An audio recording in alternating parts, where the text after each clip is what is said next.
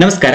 2024-25ನೇ ಸಾಲಿನ 9ನೇ ತರಗತಿಯ ಸಮಾಜ ವಿಜ್ಞಾನ ವಿಷಯದ ಸಾಧನಾ ಪರೀಕ್ಷೆ 3 ಅಥವಾ ರೂಪಣಾತ್ಮಕ ಮೌಲ್ಯಮಾಪನ 3ರ ಒಂದು ಮಾದರಿ ಪ್ರಶ್ನೆ ಪತ್ರಿಕೆಯನ್ನ ಈ ವಿಡಿಯೋದಲ್ಲಿ ನೋಡ್ಕೊಂಡು ಬರೋಣ. ಗರಿಷ್ಠ ಅಂಕಗಳಿರುವಂತದ್ದು 20 ಅಂಕಗಳಿಗೆ ಈ ಒಂದು ಮಾದರಿ ಪ್ರಶ್ನೆ ಪತ್ರಿಕೆ ಆಗಿರುವಂತದ್ದು. ಇನ್ನು ಉತ್ತರಿಸುವುದಕ್ಕೆ ಇದಕ್ಕೆ ಸಮಯಾವಕಾಶ ಅಂದಾಗ 45 ನಿಮಿಷಗಳು ಸಮಯಾವಕಾಶ ಆಗಿರುವಂತದ್ದು ಆಗಿದೆ. ಈ ಒಂದು ಪ್ರಶ್ನೆ ಪತ್ರಿಕೆಯನ್ನು ಉತ್ತರಿಸಿ ಪ್ರಾಕ್ಟೀಸ್ ಮಾಡಿಕೊಳ್ಳಬಹುದಾಗಿರುವಂತದ್ದು.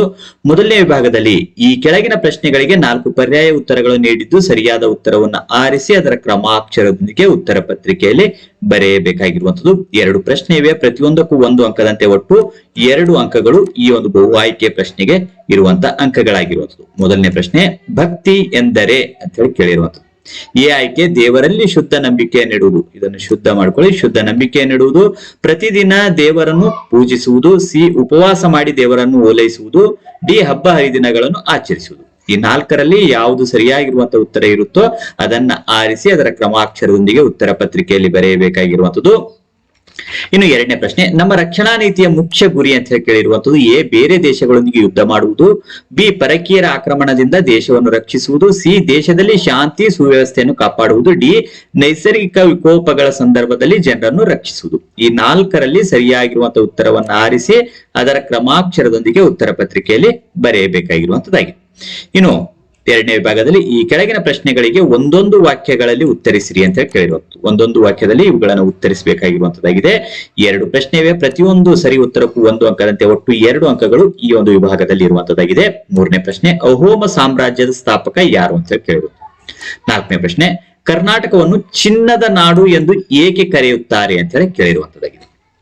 ಇನ್ನು 3ನೇ ವಿಭಾಗದಲ್ಲಿ ಈ ಕೆಳಗಿನ ಪ್ರಶ್ನೆಗಳಿಗೆ 2ರಿಂದ 4 ವಾಕ್ಯಗಳಲ್ಲಿ ಉತ್ತರಿಸಿರಿ ಅಂತ ಕೇಳಿರುವಂತದ್ದು. 2 ಪ್ರಶ್ನೆ ಇವೆ, ಪ್ರತಿಯೊಂದಕ್ಕೂ 2 ಅಂಕದಂತೆ ಒಟ್ಟು 4 ಅಂಕಗಳು ಈ ಒಂದು ವಿಭಾಗದಲ್ಲಿರುವಂತದ್ದು. 5ನೇ ಪ್ರಶ್ನೆ, ಸಾಮಾಜೀಕರಣದಲ್ಲಿ ಸಮವಯಸ್ಕರ ಆಗ್ಬೇಕು, ಸಮವಯಸ್ಕರ ಪಾತ್ರವನ್ನು ವಿವರಿಸಿ ಅಂತ ಹೇಳಿ ಕೇಳಿರುವಂತದ್ದು. ಇನ್ನು 6ನೇ ಪ್ರಶ್ನೆ, ಕರ್ನಾಟಕದ ಪ್ರಮುಖ ಚಿನ್ನದ ಗಣಿಗಳನ್ನು ಹೆಸರಿಸಿ ಅಂತ ಹೇಳಿ ಕೇಳಿರುವಂತದ್ದು. ಈ ಪ್ರಶ್ನೆಗೆ ಅಥವಾ ಆಯ್ಕೆ ಇರುವಂತದ್ದು ಕರ್ನಾಟಕದ ರಸ್ತೆಗಳ ವಿಧಗಳನ್ನು ಬರೆಯಿರಿ ಅಂತ ಹೇಳಿ ಕೇಳಿರುವಂತದ್ದು.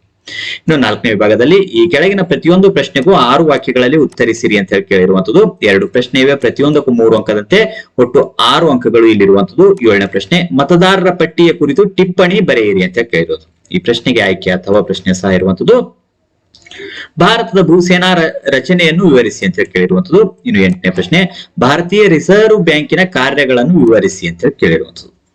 ಇನ್ನು 5ನೇ ವಿಭಾಗದಲ್ಲಿ ಈ ಕೆಳಗಿನ ಪ್ರತಿಯೊಂದು ಪ್ರಶ್ನೆಗೂ 8ರಿಂದ 10 ವಾಕ್ಯಗಳಲ್ಲಿ ಉತ್ತರಿಸಿರಿ ಅಂತ ಹೇಳಿ ಕೇಳಿರುವಂತದ್ದು. 1 ಪ್ರಶ್ನೆ ಇದೆ, 4 ಅಂಕ ಇರುವಂತದ್ದಾಗಿದೆ.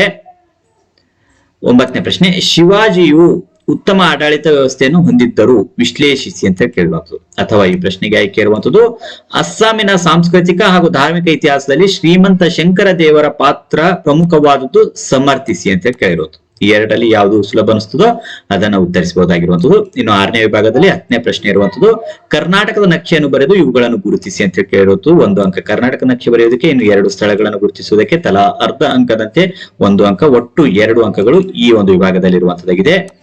ಕರ್ನಾಟಕ ನಕ್ಷೆ ಬರೆದಾದ ನಂತರ ಎ ಸ್ಥಳ ನವಮಂಗಳೂರು, ಬಿ ಕರ್ನಾಟಕದ ರಾಜಧಾನಿ, ಈ 2 ಸ್ಥಳಗಳನ್ನ ಈ ಒಂದು ಕರ್ನಾಟಕದ ನಕಾಶೆಯಲ್ಲಿ ಗುರುತಿಸಬೇಕಾಗಿರುವಂತದ್ದಾಗಿದೆ. ಈ ರೀತಿಯಾಗಿ FA3 ಮಾದರಿ ಪ್ರಶ್ನೆ ಪತ್ರಿಕೆ ಇಲ್ಲಿ ನೋಡ್ಕೊಂಡು ಬಂದಿರುವಂತದ್ದಾಗಿದೆ. ಈ ವಿಡಿಯೋ ನಿಮ್ಗೆ ಇಷ್ಟ ಆದಲ್ಲಿ ಲೈಕ್ ಮಾಡಿ. ಇತರ ಒಂದು ತರಗತಿಯ ಮಾದರಿ ಪ್ರಶ್ನೆ ಪತ್ರಿಕೆಗಳ ವಿಡಿಯೋಗಳನ್ನು ವೀಕ್ಷಿಸಬೇಕಂದಲ್ಲಿ ಡಿಸ್ಕ್ರಿಪ್ಷನ್ ಬಾಕ್ಸ್ ನಲ್ಲಿ ಲಿಂಕ್ ಇರುತ್ತೆ, ಅವುಗಳನ್ನು ವೀಕ್ಷಣೆ ಮಾಡ್ಕೊಂಡು ಬರಬಹುದು. ಮತ್ತೆ ಮುಂದಿನ ಭಾಗದಲ್ಲಿ ಇನ್ನಷ್ಟು ಮಾಹಿತಿಗಳೊಂದಿಗೆ ಭೇಟಿಯಾಗೋಣ. ಧನ್ಯವಾದಗಳು.